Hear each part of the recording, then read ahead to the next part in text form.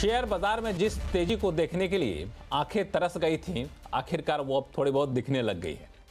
और इस हफ्ते निफ्टी में जो तेजी आई उसने पिछले 4 साल का रिकॉर्ड तोड़ दिया। या फिर ऐसे कहें कि हफ्ते के हिसाब से देखें तो 4 साल बाद निफ्टी में इतनी तेजी देखने को मिली है। अब आप में से कई लोग ऐसे होंगे जो पैसा बचा के रखे होंगे, अब सोच रहे होंगे कि बाजार गिरना तो लगता है बंद कर दिया है, पैसा लगा दें क्या।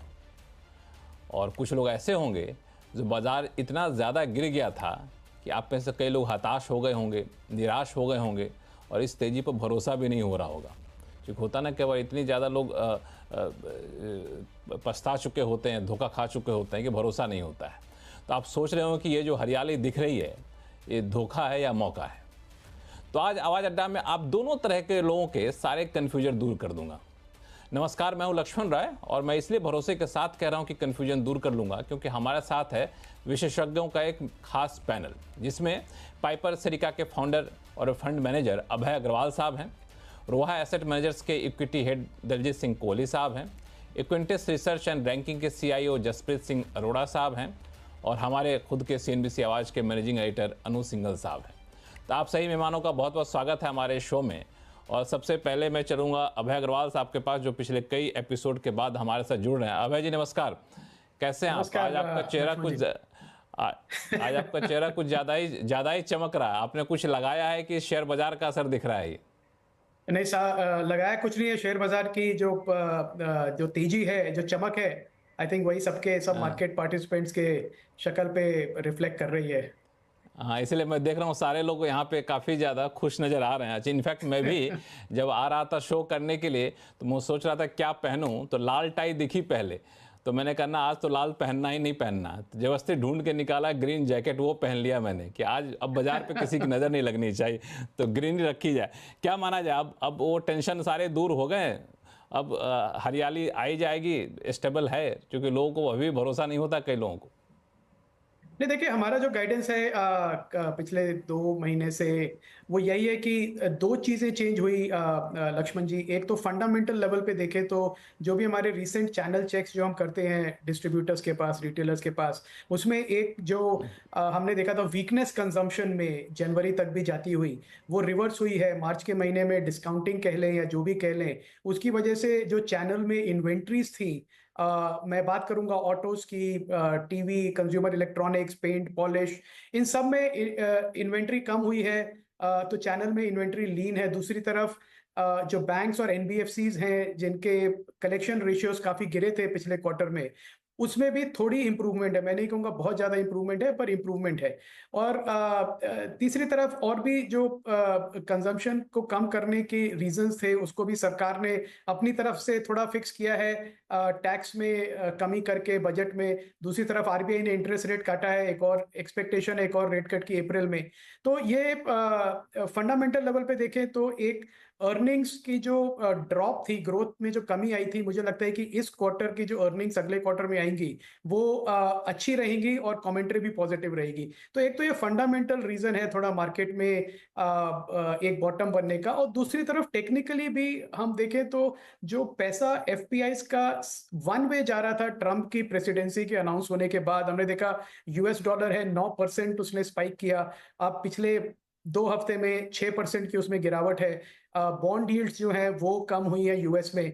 और अब क्लियरली एक रोटेशन हो रहा है पैसे का, जो वापस गया था US में, US से बाहर इमर्जिंग मार्केट्स में, और इंडिया में भी उसको बिल्कुल फायदा मिलेगा। तो मुझे लगता है एक बॉटम जो था ओवर सेलिंग की वजह से जो बना था, वो बॉटम तो एक बन गया है। अब यहां से रैली जो होगी वो अब अर्निंग्स के बेसिस पे होगी, जिसके लिए हमको मुझे लगता है अप्रैल के पहले 15 दिनों तक का इंतजार करना पड़ेगा कि कॉर्पोरेट अर्निंग्स कैसी आ रही हैं। और जो अर्निंग्स में आउट परफॉर्म करेंगे कंपनीज नेक्स्ट क्वार्टर में, मुझे लगता है कि बीट एंड डाउन वैल्यूएशन पे डेफिनेटली मार्केट उनको रिवॉर्ड करेगा। बिल्कुल, अगले अर्निंग जो है वो एक बड़ा सिग्नल होगा, उस पर मैं आगे शो में चर्चा भी करूंगा।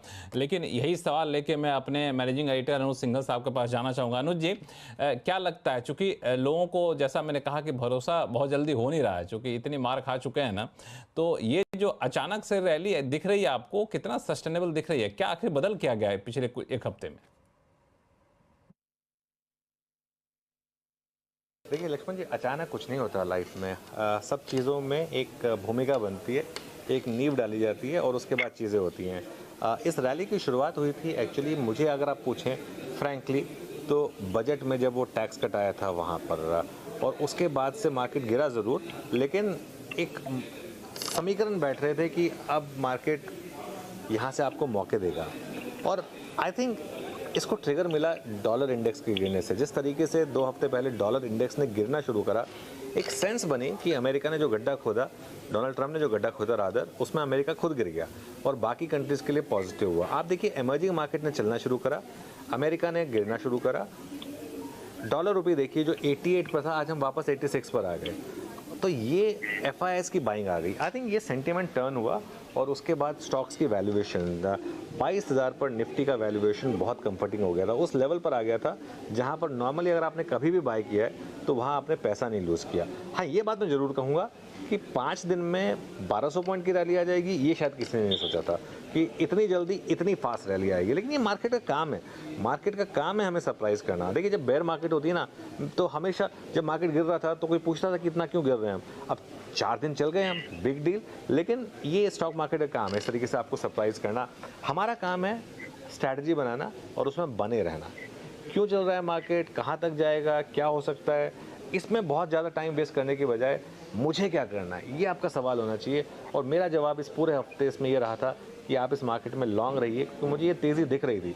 मुझे इस लेवल की तेज़ी हो जाएगी इतनी जल्दी ये नहीं पता था, लेकिन ये तो किसी को नहीं पता होता।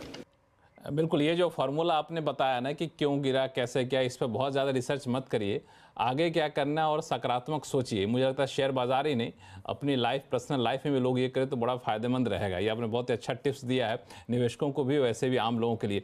मैं दलजीत जी आपके पास आऊँगा थोड़ी देर से, क्योंकि मैं आपके कई सारे वीडियोज़ देखा तो मुझे लगा आपको हर बार एक कुछ ना कुछ रहता है कि बड़े सतर्क होकर रहना है। तो इससे पहले आपके पास आऊँ, मैं जसप्रीत जी के पास चलता हूँ। जसप्रीत जी, अनु सिंघल साहब को सुना आपने, अभय अग्रवाल साहब को सुना आपने, तो आप इन्हीं लोगों के साथ हैं या फिर आपकी राय कुछ अलग है?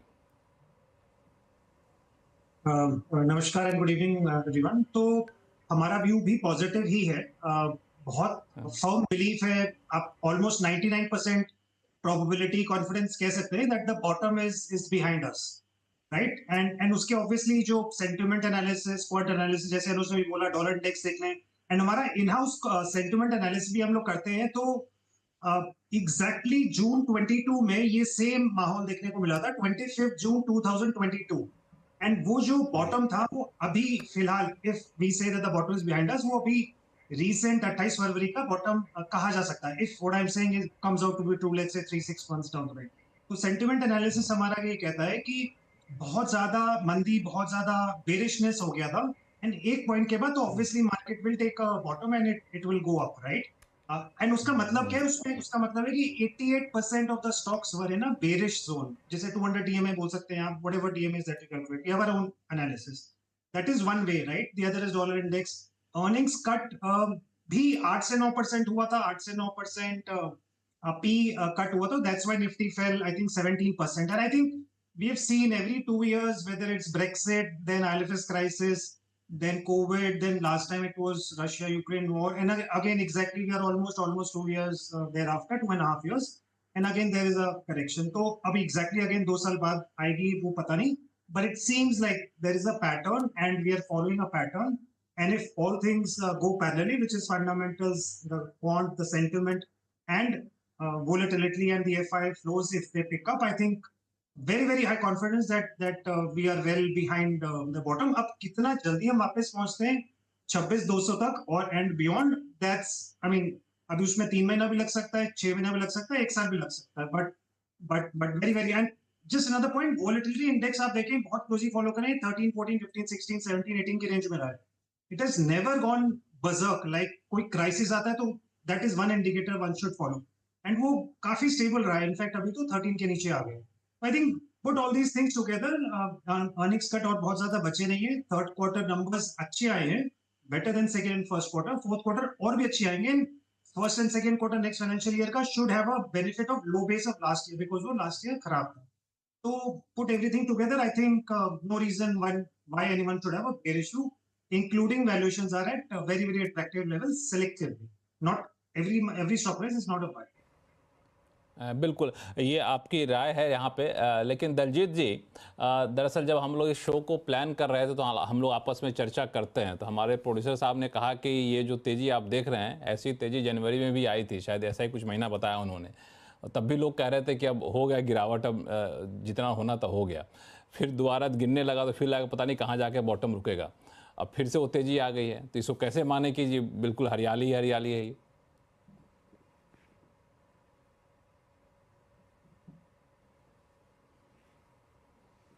लक्ष्मण जी, आपकी दलजीत आवाज, जी। हाँ सॉरी, आपकी आवाज बीच में कट गई। मैं आगे नहीं सुन पाया। आपने कहा कि हाँ कैसे माने हरियाली ही है। हाँ हाँ बिल्कुल, जी, बस तो यहीं तक देखिए, बोला था मैंने। Okay, great. So Lakshman ji, देखिए, एक तो पहले एक ब्रॉड सेंस में हम बात करें तो हमने पिछले दो बारी, दोनों महीने में, जनवरी फरवरी में कुछ नोट्स भी लिखे और सबको एक ही बात बोली कि भाई ये जो ब्रॉड व्यू लेना ना कि पूरी मार्केट एक साथ खराब हो गई और पूरी मार्केट एक साथ सब अच्छा हो गया, ये दोनों तरफ से मिसनॉमर है। हाँ, हमारे बहुत सीनियर फंड मैनेजर्स ने भी बात किया। पूरी मार्केट 40 टाइम मल्टीपल पे मिड कैप चल रहे हैं, स्मॉल कैप 50 टाइम पे चल रहे हैं। हमारा पोर्टफोलियो तभी 20 टाइम पे था। तो हमने दिखाया कि देखो भाई किधर 40 टाइम पे चल रहे हैं। पोर्टफोलियो में अगर आप बनाना चाहते हो तो 20 वाले भी मिलते हैं, 50 वाले भी मिलते हैं, 100 वाले। ये आपके ऊपर है, आप कैसा पोर्टफोलियो कंस्ट्रक्ट करते हो। तो एक अगर मिड और स्मॉल कैप स्पेशली अगर हम बात करें, जहाँ पे 4,000 से 5,000 कंपनियां हैं इन्वेस्ट करने के लिए, ये बोलना कि सब एक साथ महंगी हो गई, सब एक साथ सस्ती हो गई, ये दोनों गलत होगा। समझना, अब India, luckily for last many years, 50 60 years, it has always been stock pickers market। आपको पैसा बनाना है तो स्टॉक पिकिंग से ही पैसा अच्छे से बनता है। फिर भी हमें एक ब्रॉड व्यू लेने के लिए, एक ओवरऑल मार्केट का पर्सपेक्टिव लेने के लिए, टॉप डाउन अप्रोच के लिए बोलना पड़ता है कि मार्केट अभी तेजी में है कि मंदी में है, हम क्या विचार बना रहे हैं उस हिसाब से। तो उस हिसाब से ये एकेडमिकल एक्सरसाइज हो गई, जैसा अभी अनुज ने भी बोला कि इस तरीके से मत, बहुत ज्यादा समय मत लगाओ इस पे कि पूरा मार्केट किस तरफ जा रहा है। आप अपने स्टॉक, अपने सेक्टर पे ज्यादा ध्यान दोगे तो शायद अच्छे से अपना पोर्टफोलियो कंस्ट्रक्ट कर पाओगे। अब जो आपका सवाल है कि ये तेजी को हम कितना सस्टेनेबल तेजी माने, मेरा भी यही मानना है कि काफी बड़ी जो एक कॉन्फ्लुएंस ऑफ नेगेटिव फैक्टर्स थे वो सब प्ले आउट हो चुके हैं। तो पिछले 2 महीने में हमने देखा एक साथ काफी चीजें आ गई। कॉर्पोरेट अर्निंग खराब हुई, मैक्रो पिक्चर खराब हुई, डॉलर इंडेक्स ने अपना काम किया, ट्रम्प ने अपनी टैरिफ वगैरह की बात की। तो इस सब चीजों का मिला, प्लस वैल्यूएशन जो सबसे बड़ा कंसर्न था, 3 साल से हम एक तरफा तेजी में चल रहे थे, तो वो एक मार्केट को ट्रिगर चाहिए था, एक रीजन चाहिए था, एक रियलिटी चेक करने का, वो मिल गया। तो एक बहुत बड़ा हिस्सा हमारा जो करेक्शन का वो ओवर हो गया। बट मैं अभी भी ये बोलूंगा, क्योंकि अभी इसमें बहुत सारी चीजें बाकी हैं, जैसे भी टैरिफ्स का जो इम्पैक्ट है वो अभी किसी को भी नहीं पता है। अप्रैल में कुछ होगा, फिर उसके बाद उसका एक्चुअल असर क्या होगा, कितना सही होगा, वो अभी मालूम नहीं है। तो वो उसका भी इम्पैक्ट हमको देखने को मिलेगा। जो मैक्रो पिक्चर है वो इम्प्रूवमेंट हुई है, बट ये कहना कि हम वापस इंडिया ग्रोथ पाथ पे आ गया है, वापस कॉर्पोरेट अर्निंग्स ग्रोथ पे आ गई हैं पूरी तरह से, शायद वो अभी जल्दी होगा। मैं पिछले 2 दिन से 2 3 ब्रोकर कॉन्फ्रेंस चल रही थी, उसमें कुछ 10 15 कंपनियों से मिला, तो आपको हैरानगी होगी कि शायद उसमें से 2 ही कंपनियां ऐसी थी जिन्होंने अभी भी बात की है कि हम काफी अच्छे से ग्रो कर रहे हैं। 10 12 कंपनियां ऐसी थी जो अभी भी ये बोल रहे हैं कि ये क्वार्टर में तो इम्प्रूवमेंट ऑब्वियसली होता है कि आपने काफी खराब देख लिया सितंबर में, फिर दिसंबर में थोड़ा बेटर हुआ, मार्च में थोड़ा बेटर हुआ, बट जो ग्रोथ वाली बात है, इन्वेंट्री के जो इश्यूज हैं वो अभी भी बने हुए हैं। तो मुझे लगता है कि शायद मार्च के क्वार्टर के बाद भी कुछ डाउनग्रेड मार्केट में आएंगे। FY 20 और जो भी अभी तक डाउनग्रेड आए थे वो 26 और 27 के डाउनग्रेड नहीं थे, 25 तक के ही डाउनग्रेड थे। तो अब जो है ये स्पिल ओवर होंगे आगे के लिए। और अगर हमने कोविड से पहले का समय याद हो हमें, तो हम लोग मार्केट में पिछले 4 5 साल तक ऐसे देखते थे, 2018 से लेके आई थिंक 20 तक, कि हमेशा एनालिस्ट एक्सपेक्ट करते थे 20% ग्रोथ, और साल आते आते तक आ जाता था 5 6% 4% पे ग्रोथ। तो वैसी स्थिति तो नहीं है अभी। तो हमें अभी वो वेट करना है, वो देखना पड़ेगा। इसके लिए अप्रोच ये है, स्टॉक स्पेसिफिक अप्रोच है। मार्केट में बने रहना, आप टाइम नहीं कर सकते। आप ये सोचोगे कि सब कुछ अच्छा हो जाएगा तब मैं मार्केट में घुसूंगा, तब मैं अपना पोर्टफोलियो बनाऊंगा, तो वो तो कोई भी नहीं कर पाएगा। आपको मार्केट में रहना है, आपको जो स्टॉक्स, जो सेक्टर्स, आपकी कंपनी क्या कर रही है, वो अगर ग्रो कर रही है तो कोलैटरल डैमेज होगा, बट वो कोलैटरल डैमेज बाद में सॉल्व आउट हो जाएगा जैसे ही नंबर्स आए। तो we are slaves of numbers, हम तो नंबर्स पे ही ध्यान दें।